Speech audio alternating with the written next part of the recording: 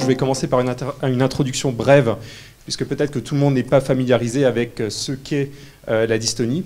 Puis j'enchaînerai du coup sur l'apport de l'analyse Next Generation Sequencing dans cette pathologie du mouvement. Je parlerai de 2 nouveaux gènes associés à un syndrome dystonie parkinsoniste qu'on a identifié, et je finirai avec une petite discussion sur l'impact thérapeutique du diagnostic génétique de la dystonie en pratique du neurologique mouvement anormaux. Donc la dystonie, qu'est-ce que c'est? C'est une pathologie du mouvement où des contractures musculaires soutenues ou intermittentes vont aboutir à des prises de posture anormales, des mouvements anormaux ou les deux. Bon. Globalement, ça va être vraiment des mouvements anormaux soutenus, donc à type de torsion souvent, ou qui peuvent toucher soit certains segments du corps. On peut par exemple avoir des dystonies qui vont être limitées au niveau du cou, donc dans une torticolite spasmodique par exemple, au niveau des membres, ou être plus généralisée et toucher également la musculature axiale. C'est une pathologie qui va être caractérisée par une très grande hétérogénéité. C'est une hétérogénéité phénotypique en termes de topographie, de pattern de progression, d'âge de début. C'est une hétérogénéité étiologique parce qu'il n'y a pas que des causes génétiques dans la dystonie, mais des pathologies acquises, des lésions cérébrales, X ou Y, des traumatismes crâniens peuvent causer ce type de mouvement anormal. Mais dans les formes génétiques, il y a également une très grande hétérogénéité génétique, comme on va le voir, ce qui fait que globalement, le diagnostic syndromique, étiologique et génétique reste difficile à poser. Donc, quelques illustrations donc, de différents types de mouvements anormaux dystoniques. Donc, en haut à droite, vous pouvez visualiser du coup un torticolis spasmodique, donc vraiment une dystonie focale qui va être limitée à la musculature cervicale. Plus en bas, vous avez une forme plus sévère ici, qui est un dystonia muscularum deformans sur mutation du gène torsine, donc qui touche un sujet jeune, donc qui va toucher la musculature axiale, les membres également, plus également donc, le cou. Vous avez des dystonies qui vont être un peu intermédiaires entre ces deux phénotypes et qui vont toucher plusieurs segments contigus, donc c'est ce qu'on appelle des dystonies segmentaires, à l'image du syndrome de Meige, qui va combiner un blépharospasme, c'est-à-dire une dystonie des paupières avec une composante faciale inférieure oromandibulaire. Et enfin, vous avez des dystonies qui vont se caractériser par leur côté paroxystique, c'est-à-dire que tous ces patients ont des mouvements anormaux qui sont permanents, mais il y a également un certain nombre de patients qui vont avoir des dystonies paroxystiques, comme ce patient qui a des accès de dystonie généralisés qui sont liés à des mutations bialléliques dans le gène PDE2A. Donc voilà, une très grande variabilité phénotypique. Une grande variabilité également génétique, puisqu'on dénombre plus de 70 gènes associés à cette condition. Donc, la dia a vieilli un petit peu, il y en a encore plus maintenant. Et une grande hétérogénéité clinique, c'est-à-dire qu'au sein d'une même famille autosomique dominante, par exemple, la même mutation peut donner un spectre phénotypique variable. On pense notamment aux mutations TOR1A, donc le gène de la torsine, où au sein d'une même famille, des porteurs de la mutation peuvent être symptomatiques, non symptomatiques, ou avoir des dystonies plus ou moins généralisées. Donc la Task Force de la Movement Disorder Society pour les dystonies génétiques, enfin pour les mouvements anormaux génétiques, décrit 3 grands types de dystonie. Voilà. Les dystonies isolées tout d'abord, où la dystonie va être le seul symptôme du tableau clinique, donc c'est le cas des mutations torsines, des mutations GNAL ou des mutations THAP. Les dystonies combinées, où la dystonie va s'associer à d'autres mouvements anormaux, par exemple les dystonies myocloniques, dans le cadre des mutations SGCE, ici on parle des dystonies parkinsonisme également, donc où la dystonie va s'associer à un syndrome extrapyramidal, comme dans les mutations liées à ATP1A3 qui donnent un syndrome de dystonie parkinsonisme de début rapide et précoce. Et enfin les dystonies complexes, où la dystonie va être un élément du tableau clinique prédominant, mais qui va être associé à d'autres mouvements anormaux ou d'autres symptômes neurologiques. Typiquement, ce sont les neurodégénérescences par accumulation intracérébrale de fer, dont on a parlé un petit peu avant, ou les mutations d'ANTUBB4A, où va s'associer également une leucodystrophie et des troubles cognitifs, par exemple. Donc, quel est l'intérêt de l'analyse d'un panel de gènes de mouvements anormaux pour le diagnostic de la dystonie? Donc ça, c'est un travail qui commence un peu à dater, qui date qui avait été mené par Solveig Montaut, notre équipe, donc en 2018, où nous avions repris les données de notre panel de 127 gènes de mouvements anormaux qui comprenaient 69 gènes de dystonie et qui avaient été appliqués sur 387 patients, dont 135 patients pour lesquels la dystonie était le mouvement anormal principal. Nous avions pu identifier des causes génétiques à ces dystonies dans 15,6% des cas, donc chez 21 patients dystoniques. Ce qui était un rendement inférieur à celui que nous avions trouvé chez les patients parkinsoniens, qui montait jusqu'à 25,4%. Donc c'était des syndromes parkinsoniens de début précoce avant 40 ans ou s'intégrant dans une histoire familiale, ou chez les patients qui avaient une chorée hors chorée de Huntington. Donc la mutation avait déjà été recherchée au préalable. Donc le rendement diagnostique du séquençage par capture ciblée d'un panel de gènes de mouvements anormaux apparaissait globalement plus faible chez les patients dystoniques. Donc dans un deuxième temps, nous avons essayé de collecter les ADN d'apparenté asymptomatiques dans les cas de dystonie sporadique de début précoce ou les ADN d'apparenté symptomatiques dans les formes autosomiques dominantes pour pouvoir réaliser une analyse whole exome pour voir si on trouvait au final d'autres causes génétiques. Donc nous avons réussi à collecter 32 patients et donc chez 13 patients, nous avons pu identifier d'autres causes génétiques, des mutations dans des gènes qui n'avaient pas été inclus dans le panel, correspondant au final à un taux de diagnostic global de 40,6% après la stratégie exome, qui améliore du coup le rendement diagnostique après une analyse par panel. Et donc le taux de diagnostic était plus élevé pour les dystonies complexes, spécifiquement celles qui étaient associées à une déficience intellectuelle ou à un syndrome pyramidal. On avait également une tendance lorsque la dystonie était généralisée ou de début précoce. Et donc logiquement, bon, je ne vous ai pas montré tous les variants, sinon la présentation aurait un petit peu duré, mais on avait beaucoup de mutations dans des gènes qui étaient impliqués dans des pathologies du neurodéveloppement, CTNNB1, CTNNB1, NOS1 qui avait été décrit récemment dans les dystonies myocloniques, et des gènes de syndrome de Lee notamment qu'on n'avait pas inclus comme SUCLA2 par exemple. Sur certains patients qui avaient un phénotype particulier où la dystonie s'associe à un syndrome extrapyramidal, on a eu des résultats assez intéressants. Donc, par exemple, ce patient suivi par Louise-Laure Mariani à la PHP, qui avait consulté initialement à l'âge de 29 ans pour une dystonie paroxystique du membre inférieur droit et qui avait un antécédent de déficience intellectuelle légère avec un retard de langage et une épilepsie qui avait débuté à 26 ans. Qui s'était assez rapidement aggravé avec l'apparition d'un syndrome parkinsonien à l'âge de 32 ans et une bonne dopasensibilité. Donc là, les levodopa, c'est les médicaments qu'on donne pour les dystonies dopasensibles et pour la maladie de Parkinson. Nous avions pu identifier du coup par séquençage en trio du coup une mutation frameshift dans le gène NR4A2 qui code pour NER1, qui est donc qui est un gène qui est un facteur de transcription. Nous avions donc classé selon la CMG comme pathogénique. Notez que le patient avait un DAT scan dénervé, ce qui montrait qu'il y avait un processus dégénératif au niveau de la substantia nigra qui était en route. Donc ici, quelques images, notamment une prise de posture dystonique au membre inférieur, une dystonie oromandibulaire chez le patient, le DAT scan qui était dénervé, et donc le séquençage sanguin de la mère et de la mère et du père du patient, qui n'était pas porteur du coup de la mutation frameshift, qui était une petite insertion ici, dont on voit un décalage du cadre de lecture. Donc on avait inclus ce gène dans un second temps dans notre panel de mouvements anormaux, dans sa version révisée. On avait analysé 122 patients supplémentaires avec un syndrome parkinsonien précoce, et on n'a pas trouvé d'autres patients porteurs de mutations dans ce gène. Donc dans un second temps, on l'a déposé sur GeneMatcher, et on a eu un match du coup avec l'équipe du docteur Bargan à Ljubljana en Slovénie, qui avait une patiente qui avait un phénotype tout à fait compatible avec un Parkinson très dystonique, débutant à l'âge de 30 ans, donc précocement avec une bonne dopasensibilité et une déficience intellectuelle légère, et qui était porteuse également d'une mutation frameshift, également une insertion dans ce gène. Donc c'était un match, nous étions contents. Donc NR4A2 qui code pour NER1, donc c'est un gène qui est haplo-insuffisant, donc qui a un score sur des ciphers qui est à 1,28%, pour lequel il n'y a pas de mutation, perte de fonction dans les bases de données publiques, avec du coup un score d'intolérance à la perte de fonction qui était très, très élevé.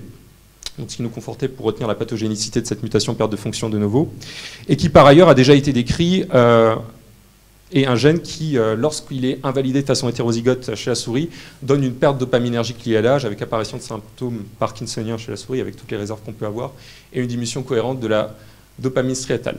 Le gène avait par ailleurs été déjà rapporté dans des Parkinson autosomiques dominants, mais avait été invalidé dans un second temps parce que ça n'avait pas été répliqué. Les mutations étaient très différentes, c'était des mutations qui étaient localisées dans la région 3' UTR, donc dans les années 2000.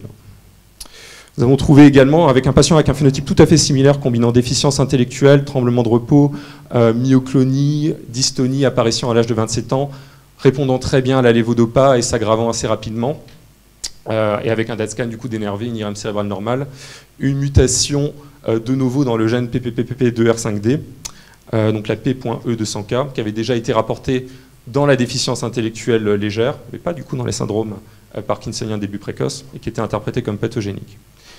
Même histoire, nous avons analysé 122 autres patients présentant un syndrome parkinsonien précoce, nous n'avons pas retrouvé de mutation dans ce gène-là.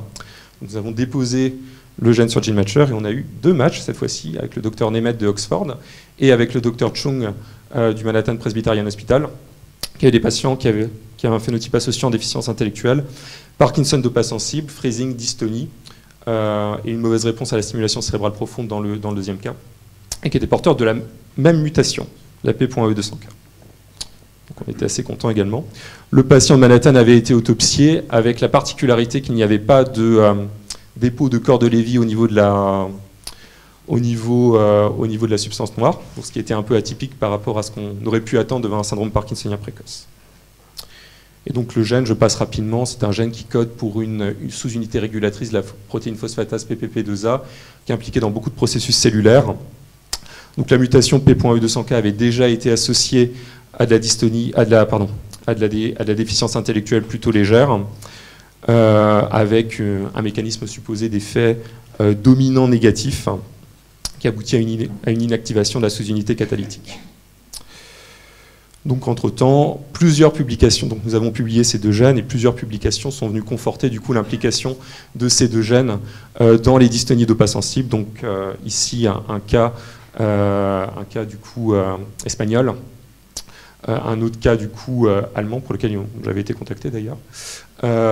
Plusieurs patients qui ont été confirmés par la grande étude de Michael Zeck qui a été publiée dans Lancet Neurology, donc porteurs de mutations dans PPPP2, R5D ou NR4A2, et encore une autre publication dans PPPP2, R5D. Voilà, donc je vais finir par les implications thérapeutiques au final du diagnostic génétique dans la dystonie, donc vraiment très rapidement en montrant quelques figures du travail de Laura Sif sur le gène KMT2B, qui est un gène associé, dont les mutations ont été associées à des dystonies de début précoce sévères avec plus ou moins de la déficience intellectuelle.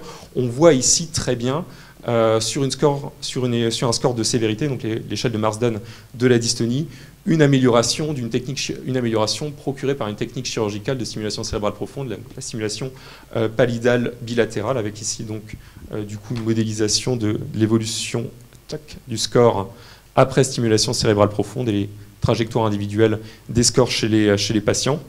Donc, ce qui montre que le diagnostic génétique va avoir une importance pour pouvoir décider, prioriser des patients qui vont bénéficier de cette thérapeutique, puisque d'autres gènes ont été associés notamment à des bonnes réponses de la stimulation cérébrale profonde, le gène torsine, le gène GNAO1 également, alors que d'autres formes génétiques de dystonie sont associées à des réponses un peu moins bonnes. Donc, par exemple, la maladie de Wilson, pour lequel il y a un projet WillStim en ce moment à Lyon qui est en cours, les syndromes de Lee notamment, qui semblent répondre moins bien à cette thérapeutique. Donc en conclusion, ce qu'il faut retenir, c'est que la dystonie, c'est une pathologie très hétérogène sur le plan génétique et phénotypique.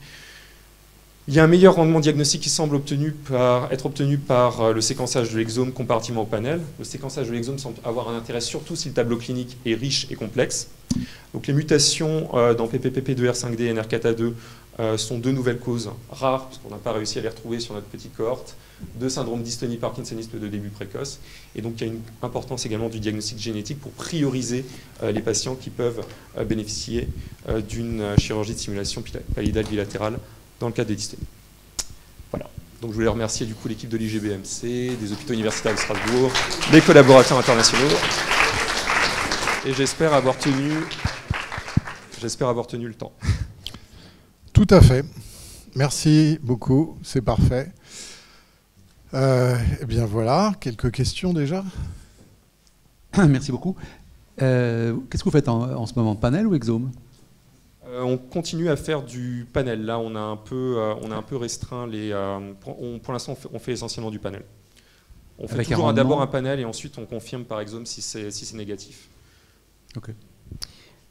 Les 2 gènes que vous avez décrits avec déficience intellectuelle dite légère, ma première question c'est est-ce que vous avez plus d'infos sur le type de déficience et surtout est-ce qu'ils ont déjà été décrits avec des déficiences sans anomalie de type dystonie? Alors pour NR4A2, avant qu'on publie dans Movement Disorders le gène, c'était uniquement des grandes délétions du gène qui avaient été rapportées dans des déficiences intellectuelles non syndromiques. Mais pas des mutations ponctuelles. Donc nous, c'était les premières mutations frame shift, perte de fonction qui était rapportée. PPPP2R5D, c'était un gène qui avait été publié, il y avait quand même quelques cas, il n'y en avait pas beaucoup, il devait y en avoir une dizaine, de déficience intellectuelle non syndromique, de profondeur variable. Je dis légère parce que la P.E200K, celle qu'on a retrouvée, était associée à vraiment des déficiences intellectuelles uniquement légères. Mais la P.E198K, je ne suis plus sûr, était associée à des déficiences intellectuelles plus profondes. Donc NR4A2 a été confirmé genre 3-4 mois après notre publication dans la déficience intellectuelle, enfin les mutations ponctuelles. Et ensuite on a vu qu'un certain nombre de ces patients présentaient des dystonies dopamine sensibles. Et PPPP2R5D était déjà bien connu du coup. Donc, on voit de plus en plus des cas de déficience intellectuelle qui sont non syndromiques et qui, avec l'âge, développent d'autres signes, en particulier neurologiques. Il y a des exemples dans le Parkinson, dans la dystonie maintenant. Et si j'ai bien compris, la dystonie apparaît plus tard, hein, au cours de l'évolution. C'est un peu une forme de SENDA, un peu comme dans le BIMPAN. Donc c'est un appel aux généticiens pédiatres pour pouvoir signaler les cas qui évoluent et dont le tableau se complexifie avec des atteintes neurologiques secondaires. Ça apparaît de plus en plus souvent.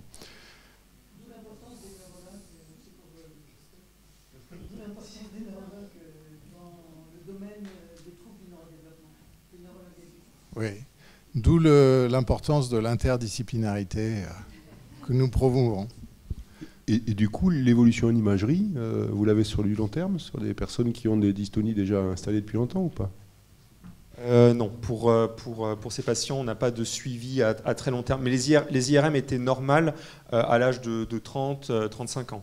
Au début des signes de dystonie ? Quelques années quand même après, puisque le patient avait commencé à 29 ans et on a dû trouver le diagnostic 6 ans après. Donc on avait un peu un suivi et l'IRM était resté normal. Et chez les collaborateurs internationaux, c'était pareil. Mais peut-être des IRM classiques, T1, T2 flair peut-être ? Ouais, c'est que du classique effectivement, pas du sophistiqué. Juste pour rappeler, on est passé très vite ce matin, mais la dystonie fait partie des préindications des plateformes Oragen et Sequoia disponibles à partir des CRCP de Prime Team. Une dernière question.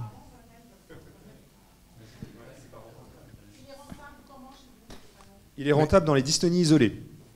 Dans les dystonies isolées, quand c'est une forme généralisée de début précoce, le rendement reste aux alentours de 20%. Mais par contre, dès qu'on passe sur de la dystonie complexe, associée à la déficience intellectuelle ou autre, il devient beaucoup plus faible. Et là, c'est vraiment dans ces situations-là où on a pu améliorer le rendement diagnostique en proposant le séquençage de l'exome. Du coup. Et moi j'ai une petite question pratico-pratique, du coup maintenant que c'est un peu plus facile là quand même l'accès au panel, c'est vrai qu'il y a 5-10 ans on se posait pas trop la question et on allait à la DBS par exemple facilement. Est-ce que du coup vous avez changé de stratégie maintenant et vous attendez les résultats de la génétique pour discuter de la chire ou pas? Même si c'est pas toujours rentable. Mais... Nous on a un peu de délai pour proposer les stimulations bipalidales dans la dystonie, donc en général ils sont systématiquement explorés génétiquement et on a le résultat à la RCP au moment où on décide.